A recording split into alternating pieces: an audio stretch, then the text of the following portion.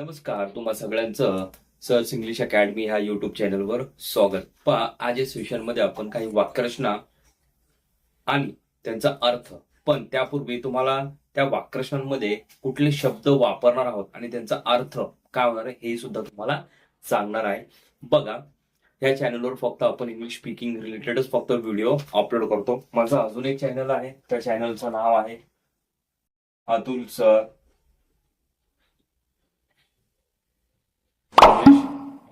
Class. ह्या चॅनलवर फक्त ग्रामर रिलेटेडच फक्त मी व्हिडिओ अपलोड करत असतो. एका लेक्चरमध्ये फक्त एकच कन्सेप्ट, पण त्याची संपूर्ण माहिती. आजचं जे आहे की तुम्हाला काय की न घाबरता तुम्हाला इंग्रजीत बोलायचंय, मग त्यासाठी तुम्हाला त्या शब्दांचा अर्थ आणि त्यांचा वापर तुमच्या लक्षात आला पाहिजे. बघा, पहिला जो शब्द आहे तुमचा काय, सर्टेन.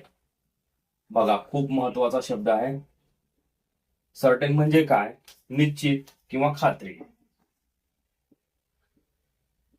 निश्चित किंवा खात्री.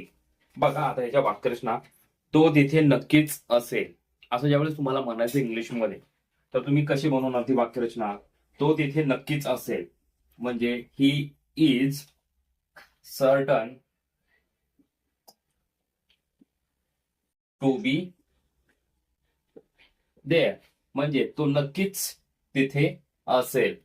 त्याचा अर्थ काय? म्हणजे सर्टनचा अर्थ काय? नक्की. तर तिचा विजय निश्चित आहे. काय? तिचा विजय निश्चित आहे म्हणजे शी इज सर्टन टू विन. म्हणजे तिचा विजय निश्चित आहे. आता त्यानंतरची वाक्यरचना पहा. तिला खात्री नाही की तुम्ही ते करू शकाल.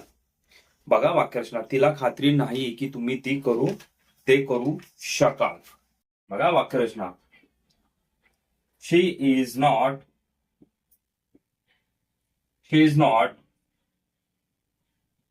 certain that you will be able to do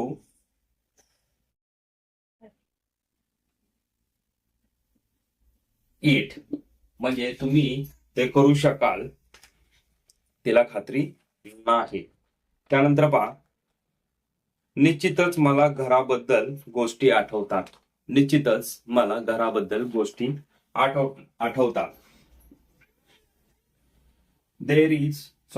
there are certain things I miss about home. I miss about म्हणजे घराबद्दल मला काही गोष्टी आठवतात, हे निश्चितच आहे. बघा, हे झालं तुमचं काय, निश्चित. आता ह्याच्यानंतर आहे काय तुमचं शब्द आहे तो टास्क. आपण हे प्रत्येक लेक्चर मध्ये काय करा, हे आधी मी काय करायचं, फक्त वाक्यरचना द्यायचो. आता काय करेन की त्याच्यामध्ये कुठला शब्द तुम्हाला वापरायचा आहे हे सुद्धा मी सांगेन. बघा, ह्यानंतरचा शब्द आहे तुमचा टास्क. काय? टास्क खूप महत्वाचा शब्द आहे. हे लिहून घ्या, वाक्यरचना यांचा अर्थही लिहून घ्या. त्याच्यानंतर बघा, जो तुमचा शब्द आहे तो टास्क. टास्कचा अर्थ काय होतो ते आधी समजून घ्या. ठीक आहे.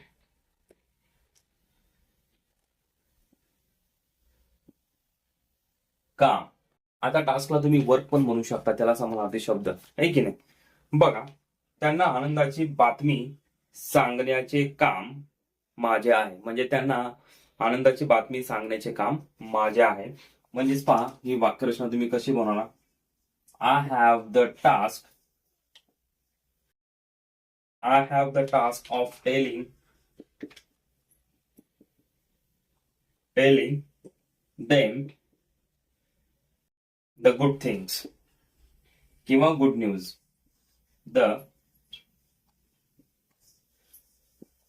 म्हणजे त्यांना आनंदाच्या बातम्या सांगण्याचं काम हे माझं आहे. आता दुसऱ्याला पटवून देणे सोपे काम नाही. दुसऱ्याला पटवून देणे सोपं काम नाही.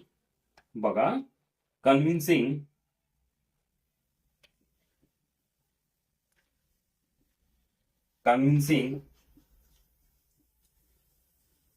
others is not easy task.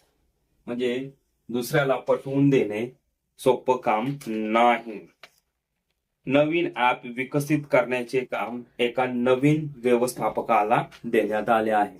बघा, नवीन ऍप विकसित करण्याचे काम एका नवीन व्यवस्थापकाला देण्यात आले किंवा दिलं गेलं असे म्हणू शकता. अ न्यू मॅनेजर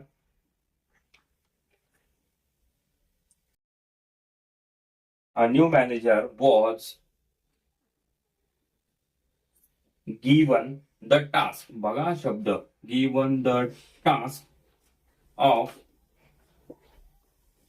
developing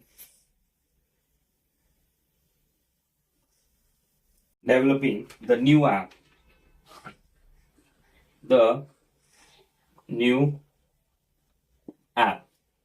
बघा याचं काय, नवीन ऍप विकसित करण्याचे काम एका नवीन व्यवस्थापकाला देण्यात आले किंवा दिलं गेलं. काम कठीण राहिल्यास प्रयत्नांचे काहीच मूल्य नाही असे नाही. बघा वाक्यरचना, काम कठीण राहिल्यास प्रयत्नांचे काहीच मूल्य नाही असे नाही. बघा वाक्यरचना, बघा या वाक्यरचना लिहून घ्या. त्यानंतरची वाक्यरचना पहा, खूप सोपी आहे. याच्यामध्ये आज आपण काय केलं की टास्क म्हणजे काम ह्या शब्दाचा वापर पाहिलाय.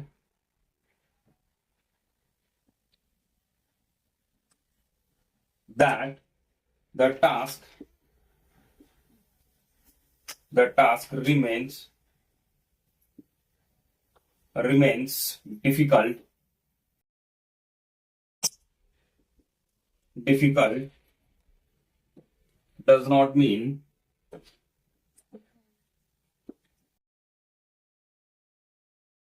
does not mean the effort is not worthwhile.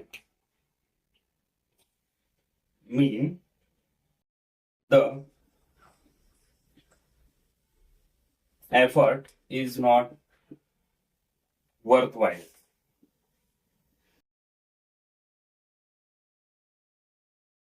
बघा याचा काम कठीण राहिल्यास प्रयत्नांचे काहीच मूल्य नाही असे नाही. बघा दुसरी वाक्यरचना, एखादी विशिष्ट मोहीम पार पाडण्यासाठी तयार केलेला, म्हणजेच त्याला तुम्ही काय म्हणू शकता, बघा टास्कचा पुढं एखादी मोहीम पार पाडण्यासाठी तयार केलेलं लष्कराचं पायदळ, त्याला तुम्ही काय म्हणू शकता, टास्क फोर्स. ओके.